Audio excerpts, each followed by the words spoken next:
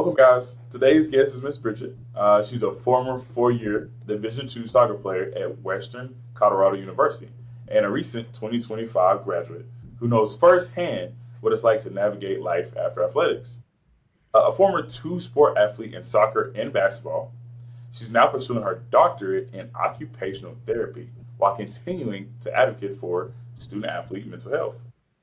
As a former mental health ambassador and a mentor with the hidden opponent, Bridget is passionate about helping athletes redefine their identity beyond the game. Today, we'll talk about the transition out of competitive sports, mental health, recruiting, and how the lessons learned through athletics continue to shape success in everyday life. Guys, please welcome Miss Bridget. Thanks for having me. Now, just to quickly start it, give us a quick overview. Who are you? Who is Bridget? Have been born and raised in Colorado, always been super active throughout my life. Feel like I was playing sports for as long as I can remember, since I could walk. Soccer was definitely one of them. I was a gymnast for a long time, played volleyball, basketball. Through high school, I played soccer and basketball, and then, went on to play college soccer. Had a blast. Some good times and some bad times. And now I'm just playing for fun. And like you said, I am in grad school right now. I'm 1 year into my program. Academics have always been super important to me. So that's been something that's been fun to pursue and kind of, for the first time, be able to put my full focus on that without any kind of sports impeding on that time. But other than that, like to do all the Colorado things. I love hiking, paddleboarding, spending time with family and friends. I'm a nerd. I love to read. And also just watching Colorado sports, the Avs, Broncos, Nuggets. You'll catch me at any of those. It's fun to watch. That's nice. Now, for soccer, what originally drew you to soccer? What was the niche behind it?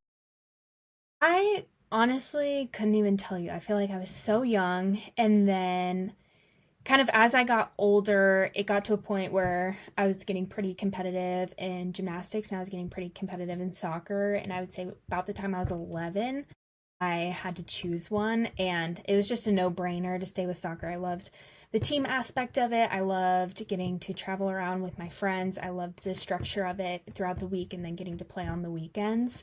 And just kind of looking into the future, I kind of always knew that's what I was going to end up doing.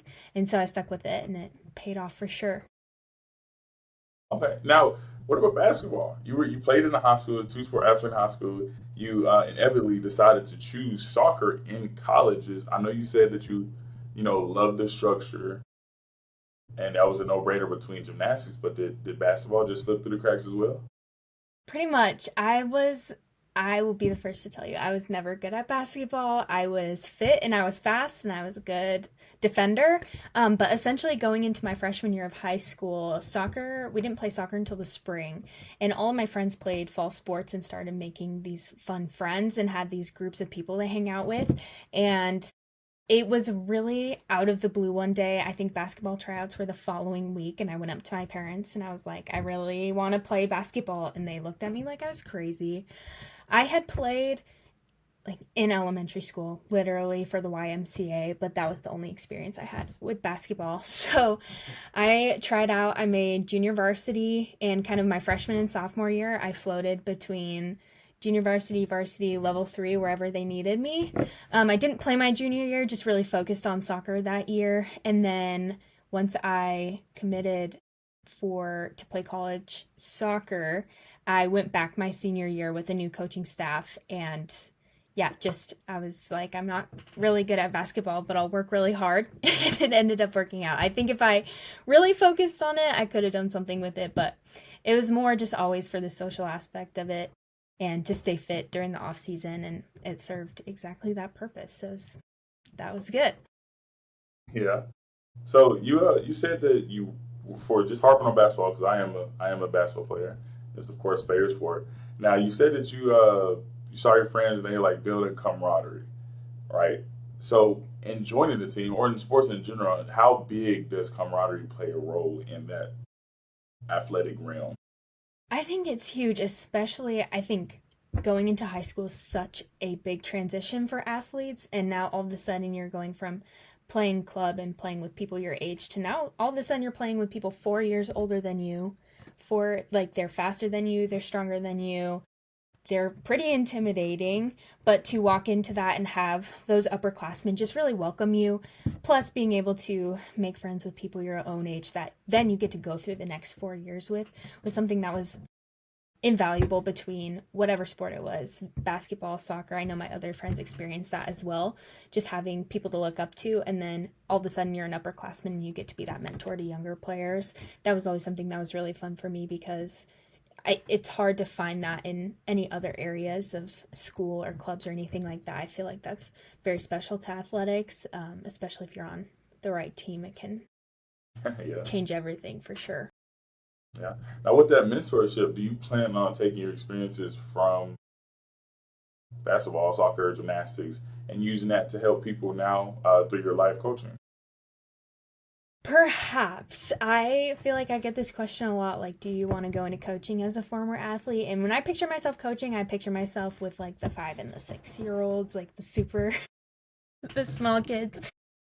I don't know if I would ever kind of go on to help in like a tactical coaching sense, but especially in like just the mental health realm and kind of helping athletes with that balance. I could see myself doing that more than really getting in there in the like nitty-gritty of technical coaching, that even after playing sports my whole life, that seems like something that's super intimidating to me and would be hard to get into.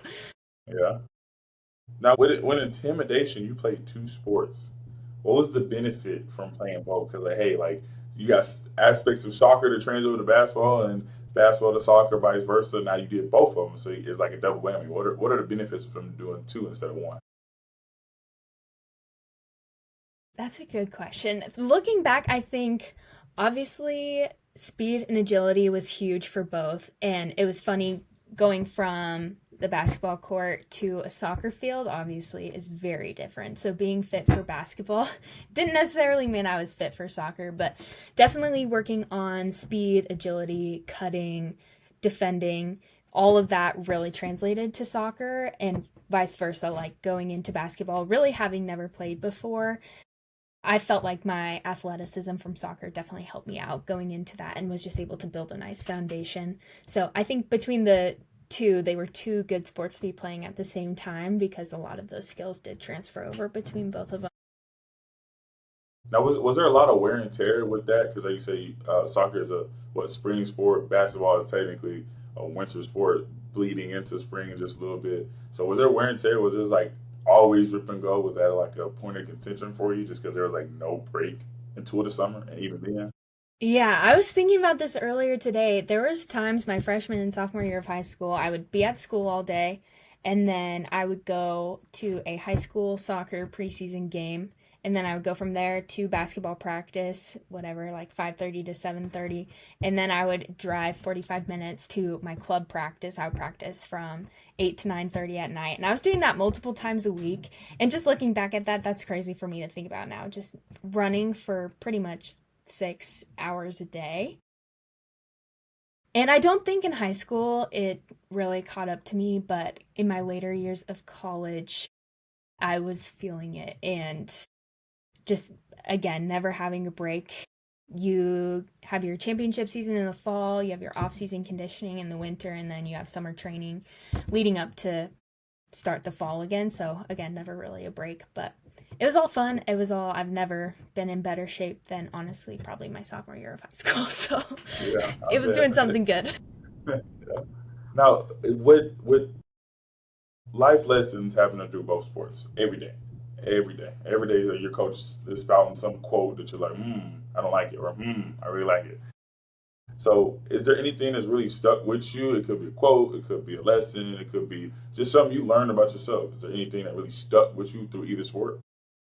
For sure, I think this is something I still take into like my career in school today, but I went through a pretty rough patch my sophomore and junior year of college and was just not playing a lot, not playing well, thinking I was playing well and not getting playing time, and it was during that I realized the only two things I had control of in that situation were my work ethic and my attitude.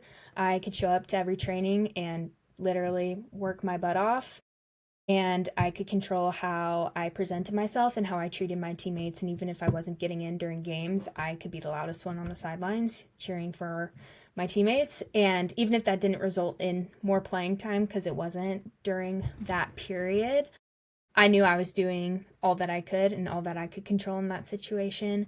I couldn't control my minutes or if I was starting or if I was even playing at all, but I could control how I was presenting myself to my teammates. And I think I still do that today, even like in school. Can't control your grades or how you work in a group. You can just control how hard you work and your attitude towards the things that you're doing. And I think that's something that would be helpful for everyone and kind of never goes away in whatever you're doing.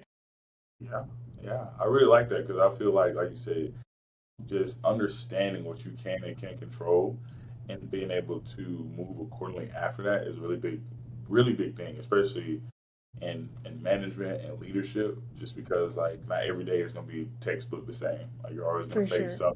some new adversity is the word that coaches like to ramble off a lot. Yeah. So being able to face that adversity is a good thing. Because me Yeah. myself, I'm still like I get really upset and I get really no, I'm not upset. I say passionate about Yeah. things, especially things I can't control. For So sure. I Yeah. feel like It definitely, I have to remind myself of it a lot. Like, you can get so worked up over things, but you just take a step back and you're like, all right, in this situation, what can I control? That's what I'm going to focus on instead. Obviously, easier said than done for sure. yeah. Now, since you're moving from sports into college, especially getting your doctorate, congratulations. That's a Thanks. big step. But like how does competition sort of switch for you? Because at the end of the day, competition, you can go at somebody on the court, you can go at someone on the field. At the end of the day, in the classroom, in a workspace, you really necessarily can't do the same. So how's there a Mhm. switch there?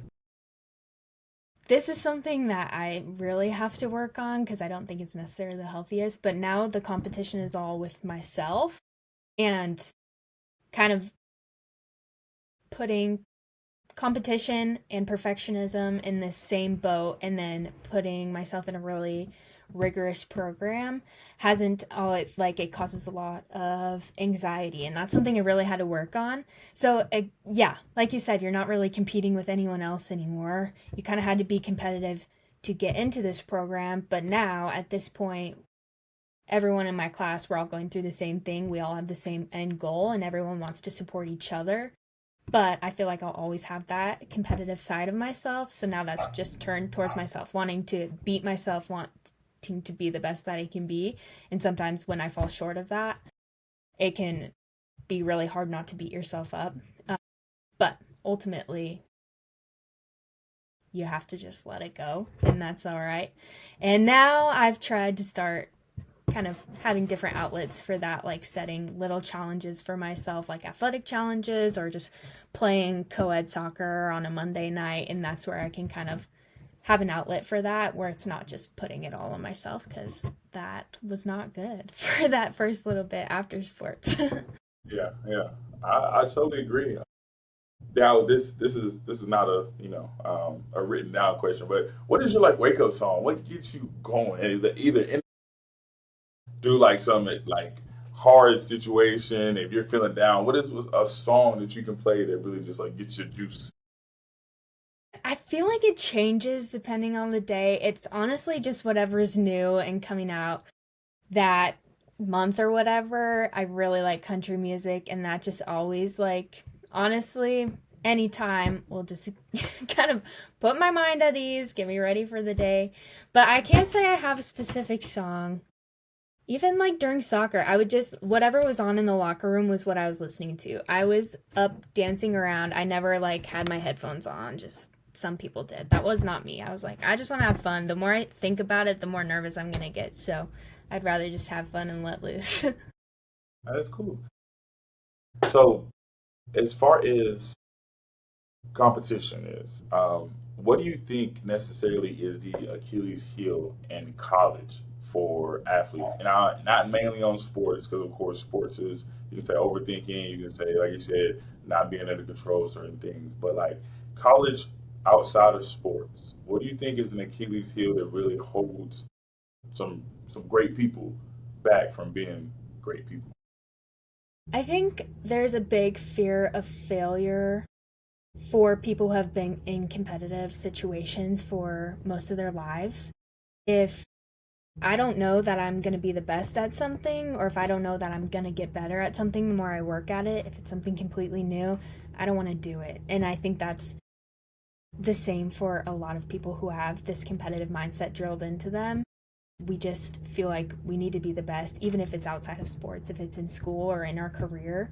If it's a risk that we're going to take and there's a potential that it's not going to go well, I think that holds a lot of people back. And unfortunately, a lot of opportunities are missed because of that fear. And I do think a lot of that stems from sports and athletics. How would you turn that fear into like fuel? I try to view it more as just like fake it till you make it, honestly. Yeah. In so many situations, you just have to put yourself out there, and sometimes you might not know what you're doing. But for me, I'm like, well, I don't want to fail, so that's going Yeah. to give me some fire to try my hardest, to try to adapt different ways to do things if it's not going well. And if it is a failure, it's like, okay, well, I tried. Now I can go a different route and try to figure something else out. But now I have those experiences and I can take what I've learned to apply it to this next thing. And ultimately, it's going to be okay. Nothing's ever that serious, and this is the time to do it. So you might as well take those risks and try those things in different areas of your life. Yeah. What you said, fake it till you make it.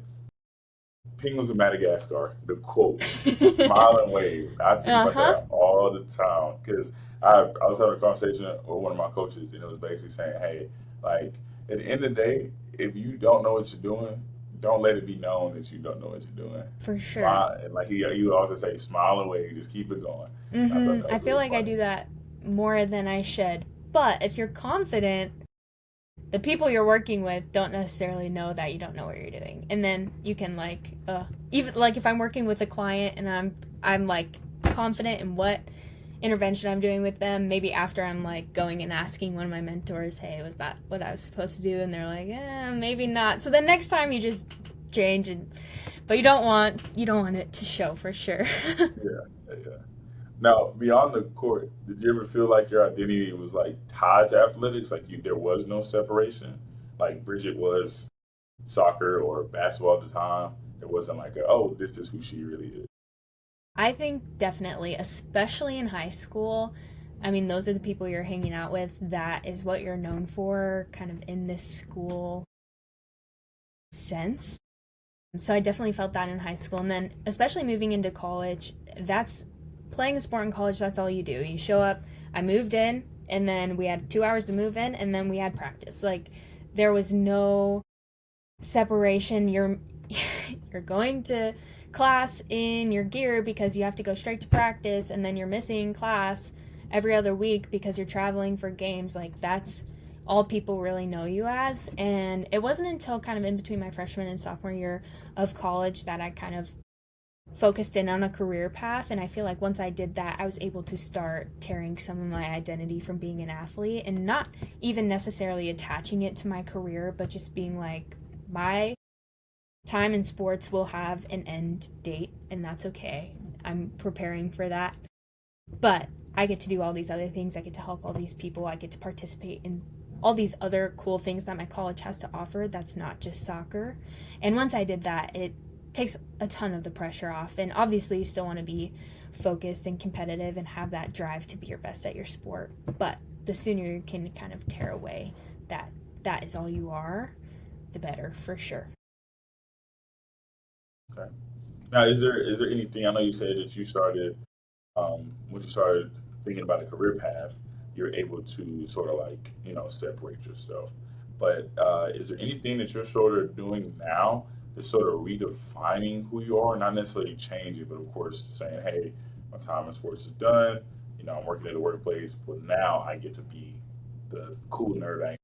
Yeah, for sure. I feel like I was able to just take a step back and realize the kind of lifestyle I want to live, kind of having that balance, one in grad school, and then once this is over, how can I take that balance into my life and just redefining, okay, my goals for my life. I want to be healthy. I want my body to be able to do the things that I always want to do.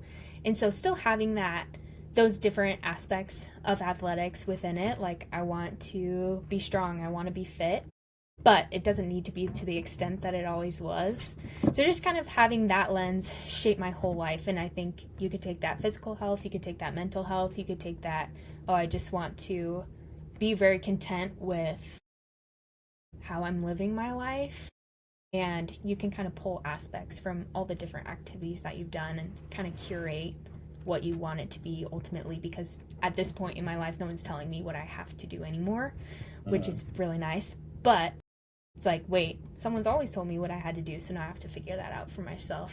And it's been fun, it's been hard, it's been crazy trying to figure out a good schedule, because like I said, no one's telling you what to do anymore. But I've been really enjoying it and just really reframing, like, I just want to be healthy and live a healthy life, and these are different things I can do to make that happen. Yeah. Why do you think conversations around athletes or athletics dealing with mental health are more important than ever now? It seems like you have got on the great side of it, and you're able to really visualize and understand these things early. Mm-hmm. So why do you think it's such a big deal now? I think more and more people are talking about it, and I think that's a great thing. I think for too long, any reaction by specifically the NCAA to student athlete mental health was so reactionary, waiting till something happened to say something or do anything about it. And now we are kind of switching the lens. Now it's more proactive. There's so many programs out there. And I mean, more and more schools are having sports psychologists implemented within their athletic departments and within their teams. So, being part, I feel like that has just honestly started happening maybe in the last like 4 or 5 years. So, to have been on the front lines of that and have it see it start trickle down into high school athletics and club athletics for younger kids has been really fun to watch. But yeah, I think there was a broken system for a while, and a lot of people just didn't talk. Okay. Okay. Now, you can correct me if I'm wrong, but sports is just stress balled up into one idea, right? So, how do you handle stress and conflict resolution? That's a good question. I feel like a lot of how I deal with stress is just on my own, pretty much scheduling time in my day to be alone, whether that's waking up early or if I need to stay up a little bit later just to decompress, and finding things, whether it's outside of sports, outside of school, finding things that I really enjoy doing to let all of that go, whether it's going on a walk, going on a run, just sitting and journaling. However, conflict resolution is not really my thing. I am so bad at confrontation and having those hard conversations with people. So that is something I still have to work on. But ultimately, just being direct with people is the most beneficial way I've found, rather than beating around the bush and trying to not hurt anyone's feelings, just really stating what you're thinking. And that helps avoid some of the stress about the situation in the future. Yeah. Okay. Now, I myself, I'm not corporate at all. Conflict resolution, I'm straight to the point. Uh huh. I'm more of like, let's say, let's do whatever I can to get the team win. For Um, sure. I've been realizing this in my workplace. Like, not everything is ha ha funny, or at least like go over. Sometimes you have to have harsh conversations. Even then, myself, I can't have harsh conversations to Mm-hmm. the point where it's like there's someone here and there's someone here. Right. So conflict resolution for me is more like, hey, we got to go. How are we gonna get to that goal? Do I need For sure. to pay you? Do I need to give you food? Do like movie night or something? Like anything in between to help us get from one point A to point Uh B huh. in a constructive way. That's great. Yeah, I Um, like that. And with stress, now I feel like as an athlete, I think we all fall in that category of, oh, I'm gonna do it on my own. Mm-hmm. I myself believe I'm more a team player than most, but I still was slotting in that category of, hey, like you got a problem, you fix it, right? And so I Mm-hmm. recently Mm-hmm. been learning that, hey, I have people around me that I can bounce ideas off of, I can bring into a situation. Not everything is gonna be like a one man army. So as far as stress goes, I'm trying to not be alone when that happens. I'm trying to be For around sure. other people. Granted, my social battery is low, so that might cause more stress, but I'm working towards that. So Right. Nice balance between it all. It's always great.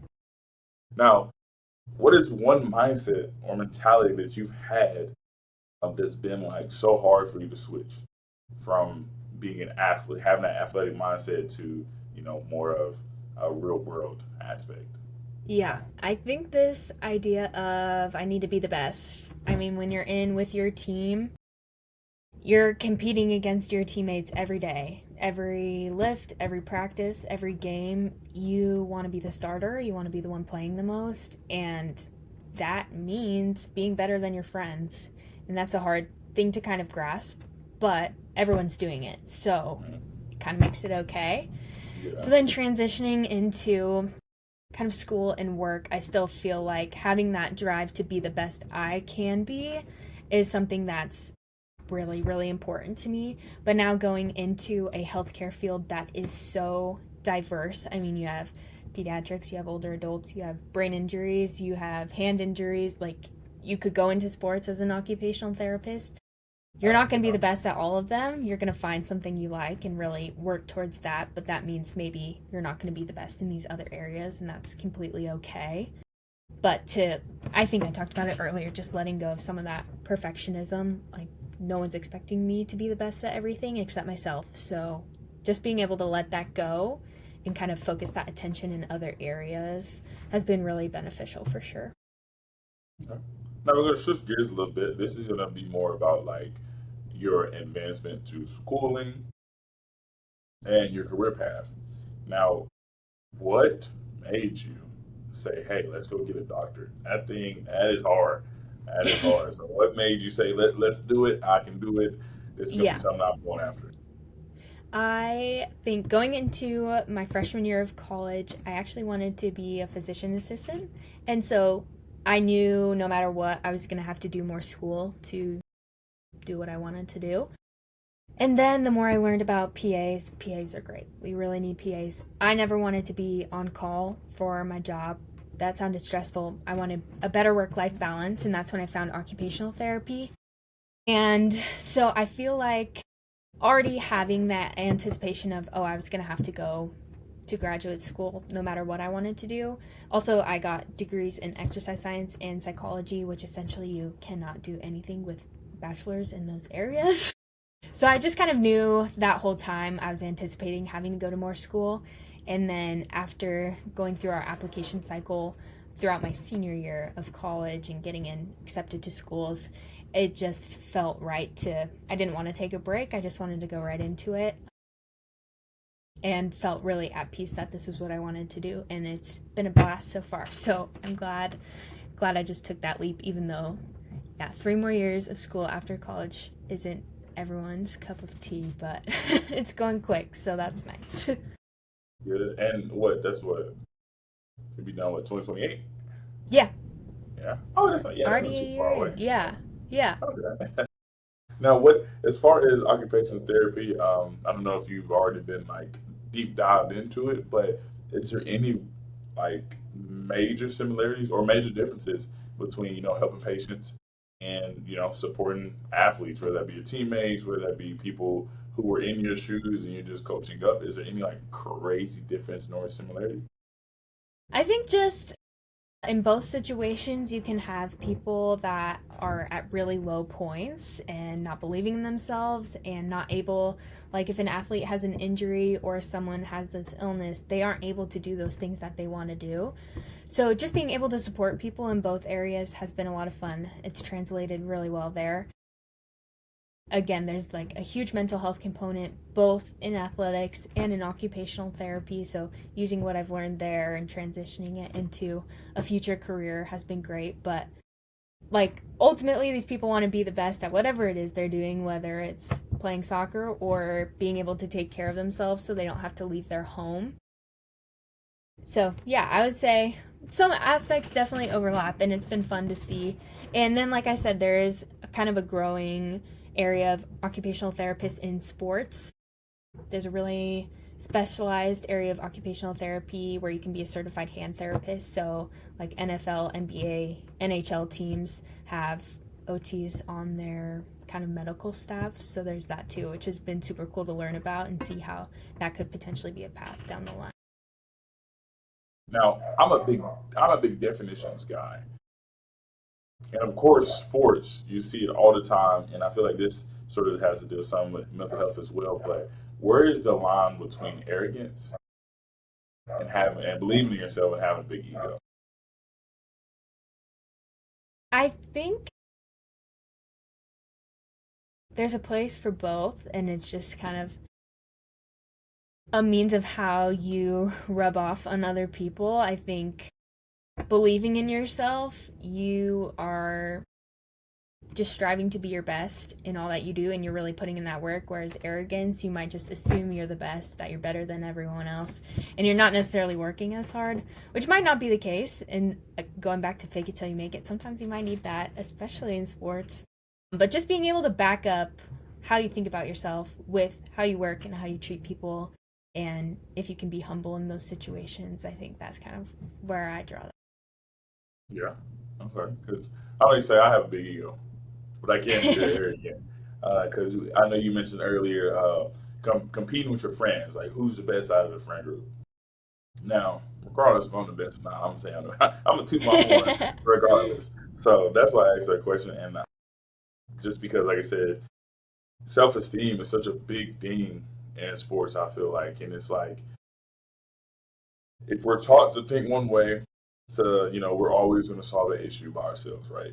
Mm-hmm. Head first, like no thought about it, go straight into it, right? If that's also a thought process that we have, we need to believe that we can do that no matter what the obstacle. It could be a 7 foot post player, I'm going straight up on them, or it could be a 5'11" guard, I'm guarding them straight up. Like I need to Mm-hmm. have that confidence in myself to know that hey, I can do it. And if I mess up, guess what? The same time, I can do it better. You know what I'm saying? For sure. So Yeah. that's how.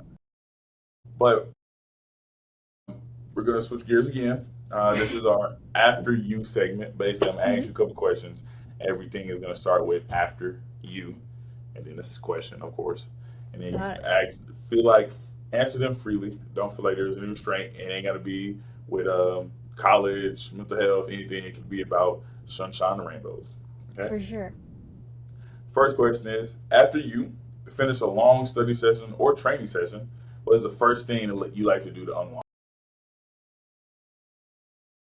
I usually reward myself with a sweet treat. Okay. Why you say it like that? What was this such like? Oh no. I don't know, that is just my go-to. There's probably more profound things to do, but like I have no problem rewarding myself with ice cream. Yeah. Okay. Is ice cream your go-to, or is it like? Yeah, it is. Yeah. Okay. What type of Yeah, ice for cream? sure. Cookies and cream. That's an elite choice. I'm glad you said Yeah, that. thanks. Next one. After you get done with the project, I guess it just rolls back to what you just said. Question is, after you get done with the project, how are some ways that you reward yourself because of your hard work? Yeah, I going back to the ice cream. But then hopefully after that I try, like if we have an exam or something, I try to do nothing the rest of the day, specifically related to school. If I can help it, I'm just going to take the rest of my day for myself, probably get a good workout in, maybe hang out with some friends, or just like binge watch TV. If I can relax and turn off that way, that's a good reward as well. After you formulate a new goal or new challenge, what do you do to sort of like ensure that you reach that, get to that end Hmm. point of that new goal? I know you said you made like little small challenges now. How do you Yeah. continue going after that? I love checklists, so I'll even have like a checklist within the checklist. So if it's a pretty big goal, just kind of identifying, all right, what are the different stages of this that I need to get through? And then kind of within that, are there any like supplies I need, anything I need to do to specifically get this out of the way? Right now, I'm trying to run a half marathon. I don't know if I'll make it. But just going, I have an app on my phone that literally broke it down for me, which was even better. So it's just like each week is different workouts and kind of building up to that mileage. So if I can just get through 1 week, it makes it less daunting to do the whole big thing. So just translating that, it could be anything. Like, I don't have any other examples, but yeah, I guess like a big project for school, running a half marathon, trying to, I don't know, eventually move out one day. Just breaking it all into little smaller goals, and then eventually I'll get there. Okay, let's dive into the half marathon. What Gosh. made you want to get into? First of all, first question: how long is a half? 13.1 miles. 13.1 miles, and is that straight or is that like? Yeah, it's straight. Oh my goodness! Oh my goodness! Okay, so And people think playing soccer just means you can run, like, but I run chasing a ball. So just running in a straight line it's extremely boring. I don't like doing it. But I feel like I just wanted to prove to myself that I could do it. So now I'm telling people, so now I have to do it. yeah, is it a how to word this? Is it have you seen the course yet? Because one thing I like to do is like if I'm going somewhere, I love to drive, Mhm. and I love to get like scenery. I always drive. If I go out for the drive, I'm going around maybe what my time 7:30, 8ish, right when it's starting to change from dark, just because it has the best scenery. Now, have you looked at the course? Is it a good scenery or? This is the other thing people think I'm crazy for is I never signed up for a race because I don't think I could physically get myself to pay money to run. Yeah, So I've just been like, I don't have a race in mind. I was just gonna run laps around my neighborhood pretty much until I got to the distance. But that's maybe you do get a medal, so that's a lot of motivation. So maybe I will sign up for a race. But as of now, no. no. Okay, okay. Um, man, a half marathon. That's crazy. What else I got to talk about? That's crazy. I'm halfway through. I ran 7 miles yesterday. It was miserable, so we'll see if I make it. Yeah. What? So okay. So what is your thought process in like and starting that run? Like, 'cause I know that there's an end goal, but like that's 7 long miles. What are you thinking this whole time? I Nothing. I'll go for a podcast or an audiobook. Then I just can dissociate from the running, but kind of leading up to it, I'm in Colorado right now. It's been so hot, like 100 degrees every day this week. So if you don't go before 8 a.m., like it's too late. It's not going to Yeah. happen. So going to bed the night before, I know I'm getting up to do this. I know my alarm's going to go off, so I might as well get up and run. And I think also something great about it is there's no pressure on this for me at all. If I get 4 miles in and I'm like, man, I don't really want to do this anymore, I can just stop. And no one cares. No one will even know that happened. So there's literally no pressure. I run really slow. My pace is really slow and I don't care. So not caring actually helps a lot. But then I do get to the 4 miles and I'm like, gosh, I want to stop. And then I have to tell myself, like, oh, you used to like run this so easily every day. So you just need to keep going. And then I do. And then I finish. And then I don't have to do anything the rest of the day. And then guess what? You get your little sweet treat. Sweet treat. Yes. A reward. Maybe it Yeah. counteracts everything I just did, but doesn't matter. Hey, it's worth it at that point. Yeah. Now, I got a few closing questions. I just got three of them, three quick ones. And the first one starts off is, what does success mean to you now that you're done with being a college athlete? I think my success now results in helping other people in very drastic ways. As kind of what the area of occupational therapy I'm interested in right now is for people who have had spinal cord injuries. So, I mean, these are obviously life changing injuries. So, the work that I'm doing now is eventually going to help someone in the future. So, my success isn't really for myself, I can use it to help someone else. And that definitely helps get through some hard times, some tough semesters, tough classes, because just knowing it's all going to pay off eventually. Yeah, and I like that because like anytime, like, because I like to. There's a joke in my work. I said that I am the closest thing to Santa Claus and a Tooth Fairy. I Hmm. say that because I'm like I'm always making miracles happen, and so being able to help somebody, especially if it's a small thing, a huge thing, like where I work for a car company, right? And it's so bad because we only have a limited inventory, but there's an unlimited demand. And Right. so hearing the stories that come in saying that, hey, like this happened, I really needed this, being able to give them a good product, small win. Even if I'm having Hmm. people yell at me all day terribly, like that small win helps out a lot. And especially in the field like what you're going into, like I said, with spinal cord, that is life changing. Hmm. I'm not a doctor, so I can't tell you what all happens. But if they're unable to walk and you get them standing, like that's a small Hmm. goal that means a lot. So, For sure. Yeah. um, next one is if you could speak to every student athlete listening for 1 minute right now, what would you tell them? What would be your go to? It might be cheesy, but nothing is ever going to be that serious. I would always tell myself if I was getting stressed about soccer, like I'm just kicking a ball around on the field and chasing it around with my friends. And there's a lot of times where it feels like it's a lot more serious than that. But if you can just go back, strip it down to what it really is, if you can picture yourself when you're 4 or 5 or 6 years old, first starting, like it was all for the fun. So let it be for the fun. And again, easier said than done. But if you're not able to do that, again, just go back to you can control how hard you work and you can control your attitude about the situation. And if you're doing those two things well, you'll probably have a lot less anxiety about the situation. Okay.